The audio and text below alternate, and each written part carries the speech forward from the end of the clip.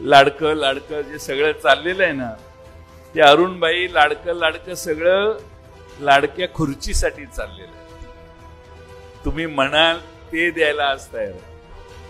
चंद्र मागितला तर ते चंद्रही आणतो म्हणते.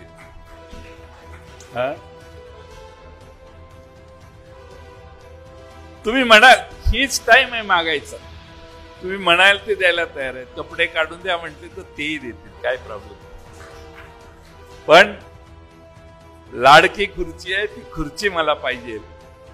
आणि त्यासाठी राज्य कोणत्याही थरावर जाऊन राज्याची आर्थिक परिस्थिती काहीही झाली तरी चालेल, पण मला सत्तेवर यायचं, सत्तेवर आल्यावर बघू काय करायचं ते, अशी मानसिकता आहे.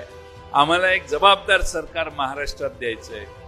उद्धव ठाकरे, शिवसेना, काँग्रेस आणि राष्ट्रवादी शरदचंद्र पवार पक्ष या तिघांचं एक जबाबदार सरकार राज्यात धर्माधर्मात जाती जातीत समतोल ठेवेल, प्रत्येकाला जगण्याचा पूर्ण विश्वासाने हक्क देईल आणि महाराष्ट्रातल्या तरुण लहान शाळेत जाणाऱ्या मुलांपासून वृद्धांपर्यंत आपलं हे राज्य आहे आणि सन्मानाने आम्हाला जगण्याची संधी या सरकारने दिलेली आहे.